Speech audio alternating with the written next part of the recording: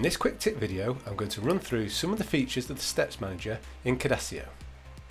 If you don't know what the Steps Manager is, it's a way to see and organise all your steps and is found by clicking the active step name at the top of the screen. Once it's open, if you need to exit out, simply press the escape key or click the cross in the top right hand corner. Now you'll notice in my current project that I've got quite a few steps here already created, and I'm going to use these to show you some of the functionality. The first thing I'm going to point out is that you can see which step you currently have active, as it's the one with the thick orange border around it. So you'll see here I've got step 53 currently active. If I hover over a step, several icons will appear, and this will allow me to update a step, open a step, change their step settings, or delete that particular step. Now this will do it on a per step basis, but if I wanted to, I can select several steps, and we have some tools available to perform actions on a range of steps at the same time. And I can do that by clicking in the top left hand corner of a step, and you can see I can go off and select multiple. I can choose to select all, and I can even clear my selection as well. Now, two really useful tools that are available in the Steps Manager is the ability to update a step with the current camera, and the ability to update a step with the selected objects. So I'm going to run through both of those now because they're really quite powerful and useful tools. So if we take a look at my current step, I'm quite happy with the orientation and the position. It looks great. But when I go to the next step, which is just going to explode some bolts out, you'll see the camera move slightly, and I just progress to the next step by using the keyboard shortcut of page up. And if I go to the next step again, see the camera moved, and you see when I go back I get the same movement. Now in some cases that could be exactly what you're after. You might want the camera to move and follow a particular object. However, you may actually want a more consistent camera throughout your steps.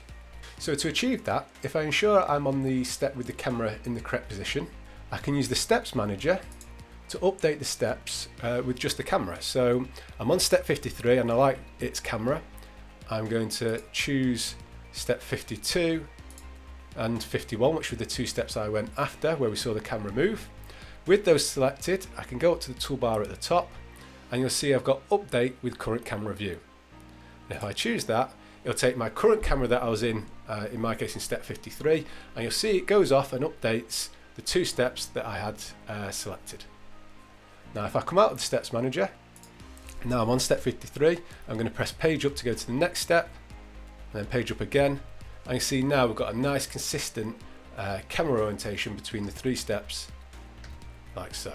So really quite neat. And it means that you don't have to worry about creating a custom camera, which you can do. And obviously as you're zooming in and panning around to select things, it means you just don't have to worry about it. We can do a similar thing with selected objects. You may get in a position where you've added an object and you want it to appear on several steps. So for example, I could go off and from my toolbox, I might want my logo in this step like so. And I'm just going to update my step. Now I might want that logo on another 10 steps or another 3 steps, and they may not all be next to each other. So I could go off and doing the update and propagate could help, or activating a step and showing that and then updating the step. I can do it all sort of manually, but I want a quick way of doing it. So with the object selected, I'm going to go to my Steps Manager, and I can then choose the steps that I want to update. So if I choose, I'll just pick some at random, say this one and this one. I could go off and select them all. I could just do one. I can do a range, but with my item selected, and I could have had multiple items selected, I can now go to the top and say update with selected objects. And what that'll do, a bit like with the camera, it'll go off, update them steps, and you'll see that they've now got that logo in there. So if I just go to my step, you see it's in there, and then go to that step as well, it's there. Great, so two really powerful features that can really speed up changing and making a consistent look throughout your project. Another tool in the Steps Manager is the ability to reverse your steps. Depending on what you're doing, if you're creating, say, an assembly guide, since you're going to bring your CAD model in and it's probably going to be fully assembled, you'll probably build your steps up in Cadasio sort of in reverse. You'll be taking bits off it until they're all gone. And that makes logical sense. That's dead easy to do. Now, rather than manually moving things around, which I can do in the Steps Manager, I can just click and drag and reorder a step. Rather than doing that for every single one, we've got a real convenient tool, which is the reverse order. Now, when I go off and click this, Cadasio will go off and reverse the order for me. So if I had shown it being disassembled, it's now getting assembled. It's really quick. So quite often you'll do 90% of your project, or maybe 100% of your project, and then right at the end you'll reverse the order. Now, by default, when you create a step, it just calls it step and then a number, and that's a rolling number that increases as you create more steps. And what you'll find is that when you do things like a manual reorder, so as I just showed you, you click and hold and you can drag to reorder a step, or if you delete a step, or in our case, if I reverse all the steps, as I've done here, the steps names may not make much sense anymore. If you just want a simple naming convention, then we can use the rename tool to go off and rename all the steps for us. So at the top of the screen, we've got rename steps. And if I click on that, we have options such as the prefix, the start number, and which steps we're affecting. And I can choose to do all my steps, arrange the steps. I can choose to ignore hidden and place steps, which is quite useful. But if I do this, so step one, let's put a dash in here, like so, and do update step names. Cadasio will go off, and obviously depending on how many steps you've got, it may take a second, but you'll see step 1, step 2, 3, 4, 5, 6.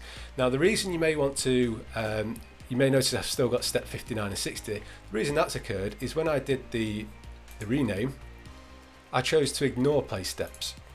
And that makes sense really, because when you're going through this and the viewers viewing this, they're not going to stop on those steps. So you won't want that to be step 1, 2, 3, and then when they do stop, it's step 4. Okay, so that I'm quite happy with that. I can of course manually rename steps. If I within the Steps Manager, if I hover over a step and click on settings, I can change its name here if I wanted to.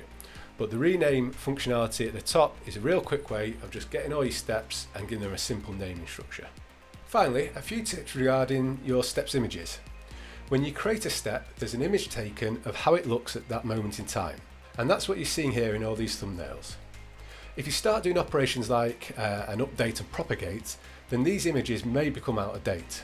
And the Steps Manager will show you this by applying sort of a hatch to any steps where the image associated with it may not reflect the true step. So you can see here that step 42, for example, and step 43 have got sort of a hatching across them. Now, by default, if I activate one of these steps, it will automatically update the image for me. But you may not want to have to do that for each one, and you may end up with a whole range of out-of-date thumbnails. So instead, I'm going to use the Update Thumbnails tool. It gives me the option to only update out-of-date steps. If I'd pre-selected steps, it would just do the ones I've selected, whether they needed it or not.